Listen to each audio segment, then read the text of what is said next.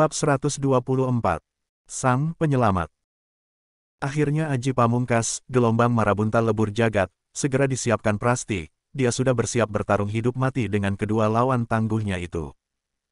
Nimas Lanjarsari, mundurlah. Seru Batara yang melihat pertarungan, power, dahsyat akan segera terjadi. Dia mencemaskan keselamatan kekasihnya itu. Lanjarsari pun mengerti, dia segera melesat mundur tanpa menjawab seruan kekasihnya itu. Prasti sadar, melawan Batara seorang saja dia sepertinya akan kalah, kini malah ditambah dengan Srenggana Maruti. Maka kecil kemungkinan dia akan lolos dari penangkapan itu. Karenanya dia bertekad lebih baik mati daripada ditangkap dan dibawa ke istana untuk diadili. HUPHS BYARSH. Kini sebuah bola cahaya merah kebiruan menyelimuti sosok Prasti. Banyak sekali titik-titik merah berkeredepan berkelap-kelip di dalam bola cahaya besar itu, dan itu adalah titik-titik menyerupai semut marabunta yang mematikan. Ribuan titik-titik itu melayang di dalam bola cahaya merah kebiruan yang diciptakan Prasti. Puluhan kerbau terbesar sekalipun akan tinggal tulang belulang dalam sekejap, bila terhajar oleh ajian itu. Apalagi manusia. Mengerikan. BYARSH HIAAHH WESHHH. Srenggana memulai dengan melontarkan pukulan, gebyar jagadnya yang menderu dahsyat ke arah Prasti, dalam selimut cahaya merah membara. Hawa sangat panas menebar cepat menjalari hawa di sekitar lesatan pukulannya itu. Jika kau memang sulit ditangkap, maka kematian adalah jalanmu Prasti. Seru batin Srenggana geram, melihat kekukuhan hati Prasti. HIYAHHH BLAASSTHHK WERSHHK. Prasti berseru keras seraya dorong kedua telapak tangannya ke depan. Seketika bola cahaya besar merah kebiruan menyala semakin terang, lalu melesat cepat ke arah Srenggana. Suara mendengung keras terdengar mengerikan dalam bola cahaya berisi ribuan semut marabunta itu. Hiyah! Us! Selarik cahaya putih kemerahan menyilaukan membersit cepat ke arah pukulan Prasti. Batara ikut lepaskan pukulan, pijar langit buminya, untuk memperkuat serangan Srenggana Maruti. Dia kerahkan 3/4 powernya dalam pukulan itu. Ada rasa riku dan tak tega dalam dirinya terhadap Prasti, jika dia mengerahkan seluruh powernya. Blair. Bumi di area rumah makan itu bagai meledak pecah, guncangan keras bumi serta gelombang angin membadai tercipta seketika. Kabut asap gelap dan angin berputar menyelimuti area pertarungan ketiga sosok pendekar sakti tersebut. Sebagian bangunan panggung rumah makan yang berada di dekat area pertarungan itu ambruk berantakan. Sungguh dahsyat bukan olah-olah, akibat dari benturan 3 buah pukulan sakti tersebut. Ark, Wush, Hoix. Sosok Prasti terpental cepat ke belakang seraya memuntahkan darah segar. Tentu saja dia tak sanggup menahan gempuran 2 pukulan sakti lawannya seorang diri. Prasti terluka dalam parah dan tak sadarkan diri, sosoknya terus terhempas cepat hendak menabrak sebuah pohon besar di belakangnya. Slap, taf. Seberkas cahaya putih sangat menyilaukan mata melesat menangkap tubuh Prasti, yang hendak menabrak batang pohon besar itu. Ah! Seru Srenggana dan Batara serta beberapa orang secara bersamaan. Mata mereka serasa buta melihat sosok berkilau yang melesat menolong Prasti itu. Terlihat kini sosok menyilaukan itu berdiri tegak tak jauh di depan mereka, seraya memanggul tubuh Prasti di pundaknya. Nampak dia memakai sebuah caping di kepalanya. Beginikah sikap seorang pendekar? Mengeroyok seorang wanita. Memalukan. Wush! Slap! Suara mengguntur berwibawa terdengar lantang bergema, bagai menggedor telinga dan dada mereka semua yang berada di lokasi itu. Sebuah pukulan langsung dilesatkan sosok itu, cahaya biru terang membersit cepat dan menghantam bumi di hadapan Srenggana dan Batara. Sosok itu pun langsung melesat lenyap dalam sekejapan mata, setelah ia melepaskan pukulan dahsyatnya. Bruk, bruk, bruk. Beberapa orang ambruk ke bumi tak sadarkan diri, akibat tak kuat menahan gelombang getar suara yang merasuki telinga dan membuat dada mereka bergetar sesak karenanya. Gila! Blam! Bumi di area itu kembali berguncang dan bergetar dahsyat hingga terasa terayun-ayun. Guncangan kali ini terasa lebih kuat dibanding guncangan sebelumnya. Rumah makan panggung kini roboh seluruhnya ke dasar tanah. Gumpalan asap debu dan kerikil membumbung tinggi dan berlesatan ke segala arah, terbawa arus pusaran angin yang tercipta akibat pukulan dahsyat itu. Badas. Ah, edan. Gila. Siapa dia? Tak jelas. Terlalu menyilaukan mata. Terdengar teriakan-teriakan terkejut dan panik dari semua orang yang masih bertahan di sekitar tempat itu. Slap, slap. Hampir bersamaan Srenggana dan Batara melesat ke arah sosok itu, yang sekejap tadi tertutupi oleh membumbungnya asap debu pekat dan kerikil menghalangi pandangan mereka. Keduanya nampak masih agak lemas, setelah mereka mengerahkan pukulan saktinya masing-masing. Ah, dia telah lenyap, seru Batara kecewa. Dia sangat penasaran dengan sosok yang memiliki getar suara berwibawa mengerikan itu. Dia langsung teringat pada sang guru yang juga memiliki power seperti sosok misterius menyilaukan tadi. Brengsek, Prasti berhasil lolos dari penangkapan. Seru Srenggana marah dan kecewa. Ya, sesungguhnya Srenggana dan Batara merasa sangat terpukul, malu dan tersindir abis oleh ucapan penuh getar wibawa dari sosok menyilaukan itu. Sebagai pendekar memang sangatlah memalukan mengeroyok seorang wanita, atas dasar apapun itu.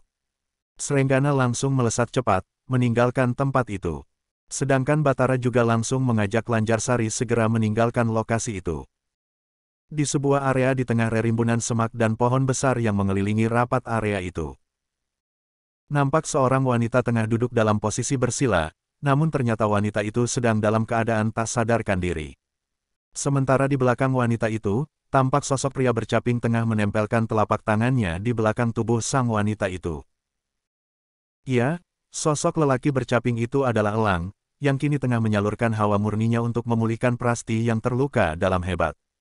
Khasiat penyembuhan dari mustika batu hijau, dalam dirinya otomatis bekerja, menyatu dengan hawa murni yang dialirkannya ke tubuh Prasti. Beberapa saat kemudian, hoeks, hoeks. Dua buah gumpalan darah kehitaman sebesar buah rambutan dimuntahkan oleh Prasti ke tanah di depannya. Hukes, uhuks. Prasti terbatuk seraya perlahan membuka kedua matanya. Syukurlah kau sudah sadar. Pukulan dua orang lawanmu tadi sungguh berbahaya, ucap Elang pada Prasti, yang saat itu masih duduk bersila membelakanginya. Ah, siapakah kau yang telah menolongku? Pasti bertanya seraya membalikkan tubuhnya yang kini terasa hampir pulih. Luar biasa, bagaimana aku bisa pulih secepat ini? Siapa dia? Batinnya terheran, karena dia sadar telah terkena hantaman dahsyat dari pukulan Srenggana dan Batara yang menembus pukulannya tadi. Aku bukan siapa-siapa, hanya orang yang kebetulan lewat hendak makan di rumah makan itu, sahut Elang, bibirnya agak menyunggingkan senyum. Ada rasa senang di hatinya bisa bertemu kembali dengan gadis jelita itu. Agak ditundukkannya wajahnya, agar caping di kepalanya menutupi wajahnya dari tatapan Prasti. Ah, terima kasih atas pertolonganmu Tuan, ucap Prasti setengah kecewa, saat dia tak bisa menatap wajah penolongnya yang menunduk dan tertutup caping yang dikenakannya itu. Bukan apa-apa, lupakanlah, ucap Elang, masih dalam keadaan menunduk seraya tersenyum geli. Namun, bukanlah Prasti jika dia tak bisa mengenali pemuda yang diam-diam dikasihinya itu dengan baik. Saat matanya turun, tak sengaja dia melihat cincin naga asmara yang melekat di jari Elang. Sebuah cincin milik pria yang dikasihinya, seketika wajahnya terperangah tersenyum dengan mata terbelalak gembira. Hei, kau Mas Yoga, bro, tes, seru keras Prasti gembira bukan main. Tanpa berpikir panjang dan melihat lagi wajah sosok di depannya itu, dipeluknya erat sosok Elang di hadapannya seraya terisak bahagia.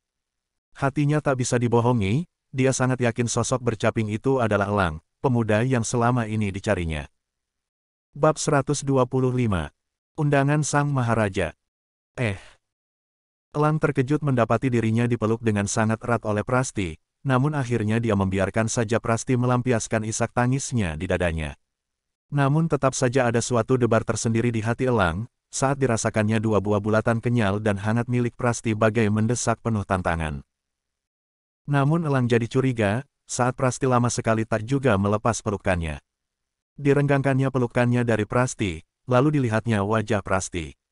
Ah, rupanya kamu pingsan lagi Prasti, gumam batin Elang prihatin. Ya, Prasti begitu meledak dalam rasa kelegaan dan kebahagiaannya bertemu kembali dengan Elang saat itu. Karena luapan rasa bahagia, nyaman serta emosi jiwanya yang berada di luar batas kesadarannya itulah, yang menyebabkan Prasti kembali jatuh tak sadarkan diri. Namun tentu saja pingsannya kali ini adalah hal yang berbeda, karena Prasti pingsan dengan wajah tersenyum. Cantik sekali. Prasti seolah baru merasakan bahwa batinnya sesungguhnya sangat tertekan dan lelah dalam pencariannya, dan kini dia ingin membuang rasa lelah dan tekanan batinnya itu. Dan rupanya pingsan adalah pelepasan terbaik bagi Prasti, dari rasa lelah batin dan pikiran yang menderanya selama ini. Elang merebahkan Prasti di rumput tebal dan menjadikan buntalan pakaiannya sebagai bantal untuk Prasti. Elang menatap wajah jelita Prasti yang nampak damai dalam ketaksadaran dirinya itu. Ada rasa iba dan sayang yang tiba-tiba melintas di hati Elang, terhadap gadis jelita yang sejak kecil telah terpisah dari kedua orang tuanya itu. Ya, Prasti memang pernah bercerita pada Elang selama mereka mengembara bersama, tentang asal mulanya dia diangkat murid oleh Eyang Wilapasara. Bab 57. Telaga memanas.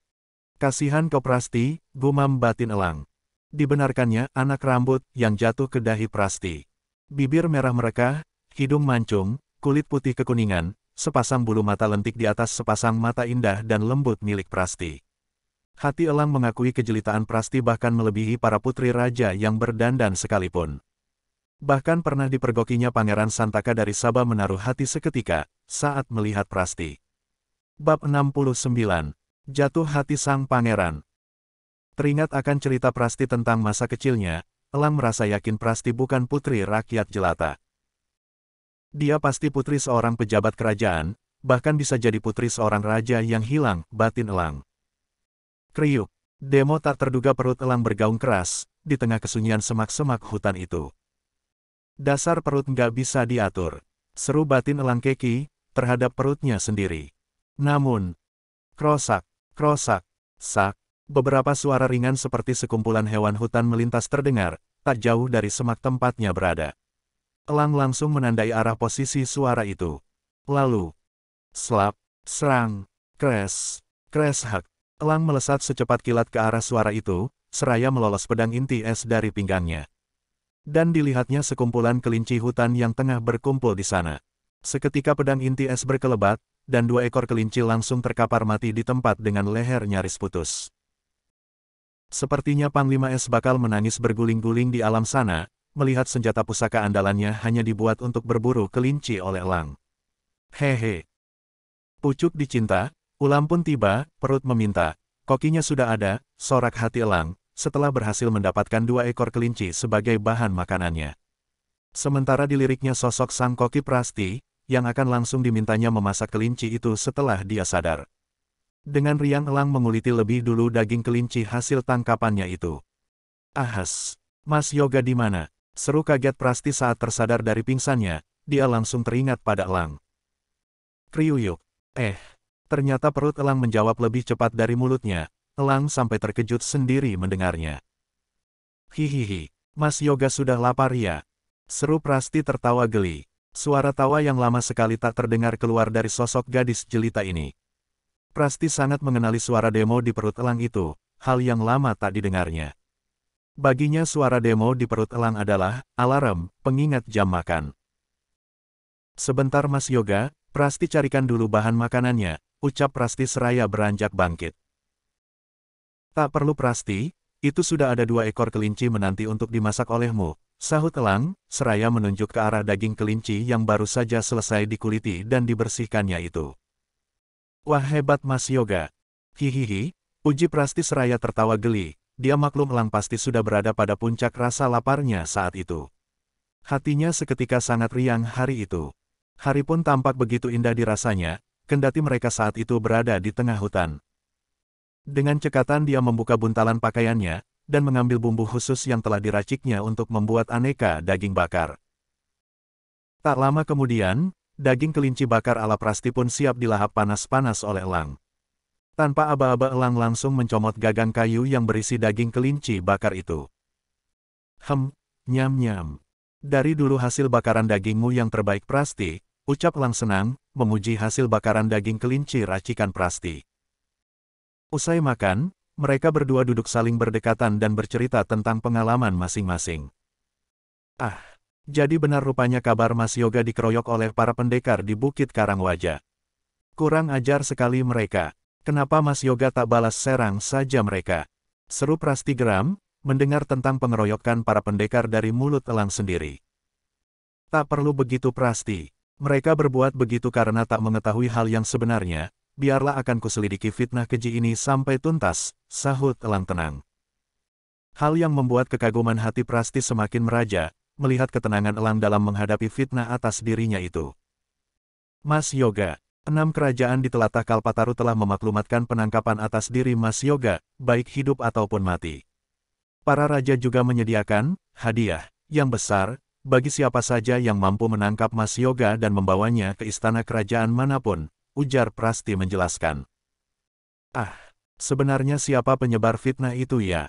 Pastinya orang itu mempunyai dendam dan urusan denganku Prasti. Pastinya begitu Mas Yoga. Ini juga seperti ada kaitannya dengan daftar terbaru di daun lontar 15 peringkat pendekar di tlatah Kalpataru itu Mas Yoga. Prasti pernah memergoki kelompok penyebar daftar di daun lontar itu, mereka berbaju kuning, namun Prasti kehilangan jejaknya di sekitar lereng pegunungan Kripak dekat dengan Danau Kalayan, Mas Yoga. Memang sebaiknya aku akan memulai penyelidikan dari pihak yang menyebarkan daftar pendekar di daun lontar itu Prasti. Oh iya Mas Yoga. 2 pekan lagi Maharaja Kalpataru akan menggelar pertemuan seluruh para pendekar tlatah Kalpataru. Pertemuan itu akan dilaksanakan di alun-alun Istana Kerajaan Kalpataru. Maharaja Mahendra sendiri yang akan memimpin pertemuan seluruh pendekar tlatah Kalpataru itu Mas Yoga. Kabar yang sangat penting Prasti. Sepertinya aku akan datang di pertemuan itu Prasti, ujar Elang. Apakah aku tak diajak serta Mas Yoga? Tanya Prasti dengan wajah cemberut. Ahahaha. Tentu saja kau boleh ikut jika mau Prasti, aku tak ingin kau terpaksa mengikutiku. Elang tergelak melihat wajah cemberut Prasti. Bab 126. Sahabat dan Firasat. Mas Yoga menyebalkan. Seru Prasti Keki seraya mencubit lengan Elang. Elang hanya ganda tertawa saja menerima cubitan itu, dia merasa senang melihat keceriaan Prasti telah kembali. Karena dia bisa merasakan betapa besar rasa sayang gadis itu pada dirinya. Di saat hampir semua pendekar di tlatah Kalpataru memusuhinya akibat fitnah keji itu, gadis itu tetap percaya bukan dia pelaku kejahatan itu. Dan waktu pun terus berlalu, Elang dan Prasti kembali melakukan pengembaraan bersama dengan menyamar. Prasti pun kini mengenakan caping seperti halnya Elang, mereka sepakat mencari penyebar daftar di daun lontar terlebih dulu sebelum tiba waktu pertemuan para pendekar di alun-alun kerajaan Kalpataru. Seminggu kemudian, di sebuah gua yang terletak di tebing Gunung Layang Sukma, Eyang Guru Cakra sedang tenggelam dalam alam keheningan di ruang semedinya. Tiba-tiba saja sebuah wajah melintas membuyarkan kehusyuannya bersemedi, wajah pemuda yang tengah dilanda fitnah atas dirinya yang semakin meraja di tlatah Kalpataru. Seketika Guru Cakra keluar dari alam keheningannya. Sang Hyang Widi yang agung, apa makna dari semua ini? Beberapa hari ini wajah Elang Prayoga selalu melintas dalam semediku, dan membuyarkan keheninganku. Apakah aku harus kembali turun ke dunia ramai dan meluruskan fitnah atas dirinya? Batin Eyang Guru Cakra resah.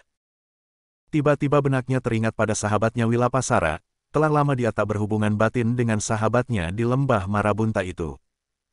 Terakhir kali mereka bertemu adalah saat dia datang ke lembah Marabunta karena diundang Wilpasara, dan bertemu pula dengan Elang di sana. Berpikir begitu Eyang Guru Cakra langsung membuka ilmu, lintas batinnya untuk berhubungan dengan Eyang Wilapasara sahabatnya itu. Wilapasara, bagaimana kabarmu sahabat? Eyang Guru Cakra mulai menyapa Eyang Wilapasara. Sahabatku Guru Cakra, aku baik sekali berkat harapanmu, ada kabar apa di sana Guru Cakra? Wilapasara, ada hal serius terkait fitnah yang menimpa Elang Prayoga di tlatah Kalpataru ini. Sudahkah kau mendengarnya Wilapasara? Ya Guru Cakra, aku telah mendengar kabar itu. Namun aku belum memiliki pengetahuan apakah itu fitnah atau kenyataan Guru Cakra. Bagaimana kau tahu kabar itu adalah fitnah Guru Cakra? Batin Wilapasara agak terkejut, mendengar Eyang Guru Cakra begitu tegas mengatakan kabar tentang Elang adalah sebuah fitnah. Wilapasara, aku telah bertemu sendiri dengan pelaku kejahatan itu, dan bahkan sempat bertarung beberapa jurus dengannya. Kemampuannya memang cukup tinggi, namun sepertinya masih di bawah Elang. Wilapasara, dia menggunakan aji, mali rupa, yang merubah wujudnya menjadi elang, jelas batin Guru Cakra.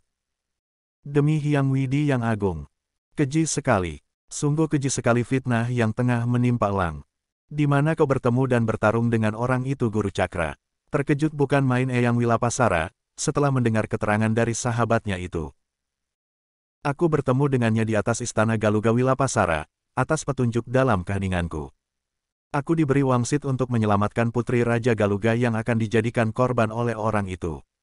Dan ternyata orang itu menyamar dengan Aji, Mali rupanya menjadi sosok Elang, Wilapasara.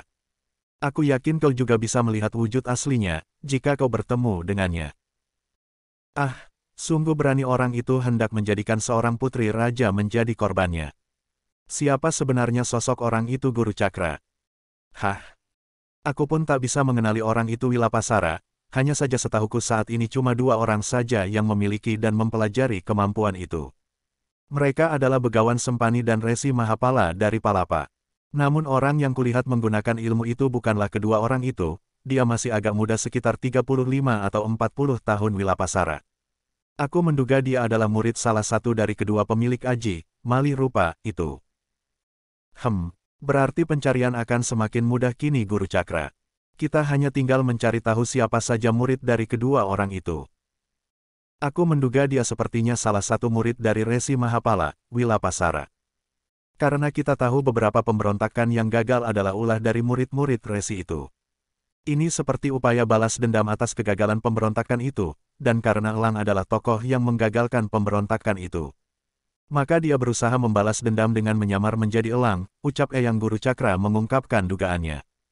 Sungguh mumpuni memang wawasan Eyang yang satu ini. Sepertinya memang begitu, Guru Cakra. Terima kasih kau mau berbagi hal ini denganku, sahabat. Hehe, entahlah, Wilapasara, paling tidak aku merasa harus memberitahu seseorang tentang apa yang ku ketahui dalam hal ini. Karena wajah Elang terus melintas dalam keheninganku selama beberapa hari terakhir ini. Aku merasa bersalah tak langsung turun memberitahu pada pihak istana saat peristiwa itu terjadi, Wilapasara. Semoga saja aku diberi panjang umur, untuk bisa melihat masalah ini terungkap. Kasihan Elang. Ah, sahabatku Guru Cakra, jangan berkata seperti itu. Kau pasti diberikan umur panjang, sahabatku. Memang kasihan nasib Elang itu, sahabatku, namun memang sudah kehendak Hyang Widi hal ini harus dijalani oleh Elang. Baiklah, aku pamit, Wilapasara. Lega rasanya sudah membagi keresahan ini bersamamu. Hehe. Silahkan, sahabatku Guru Cakra. Blap, keduanya menarik Aji, lintas batin mereka. Eyang Guru Cakra baru saja bersiap hendak pergi ke Istana Galuga, guna menjelaskan pada Sang Raja Dewangga Kusumawardhana perihal siapa sosok yang masuk ke Keputren di malam tragedi itu. Saat firasatnya merasakan sesuatu yang tak biasa akan terjadi. Slap, segera Eyang Guru Cakra melesat keluar dari kediamannya. Dan benar saja. SPLAZZTTHH. BLAARRGGGSSHH. Sebuah cahaya hitam pekat berkilat nyaris mengenainya, saat Eyang Guru Cakra melesat keluar.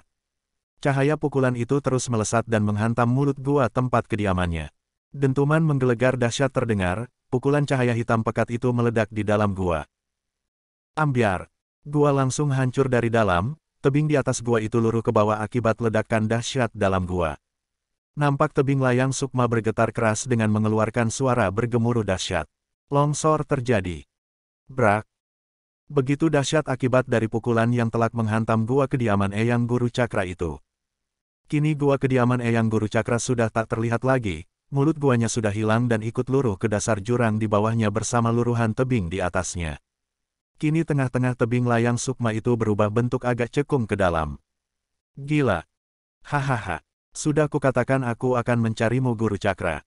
Suara tawa menggelegar terdengar menggema di tengah jurang tebing layak sukma itu. Sebuah sosok dengan aura sayap hitam nampak melayang di tengah tebing itu. Dialah Surapati, yang datang hendak membereskan urusan dendamnya dengan Eyang Guru Cakra dan memastikan sesuatu. Rupanya Hyang Widi menghendaki kediamanku hancur hari ini. Biarlah, bisik batin Eyang Guru Cakra. Rupanya kau orang yang di atas istana Galuga malam itu. Kubiarkan kau lari saat itu agar kau bertobat, sayang sekali, ucap Eyang Guru Cakra tenang sekali. Tak nampak hawa amarah dalam suaranya, padahal kediamannya baru saja hancur luluh lantak oleh Surapati. Suatu penerimaan takdir yang luar biasa. Dan mendengar ucapan Eyang Guru Cakra, maka Surapati makin berniat menghabisi Eyang Guru Cakra. Karena dia merasa rahasianya harus tersimpan rapat-rapat. Dia datang ke kediaman Eyang Guru Cakra atas petunjuk dari orang-orang Serikat Mata Dewa, yang mengetahui tempat kediaman Eyang Guru Cakra. Dia datang dengan wujud aslinya sebagai Surapati, dia hendak menguji apakah Eyang Guru Cakra mengenalinya sebagai orang yang menyamar menjadi elang. Dan ternyata Eyang Guru Cakra langsung mengenalinya. Ini berbahaya bagi rencanaku, seru batin Surapati geram. Ya benar Guru Cakra, aku datang. Bersambung.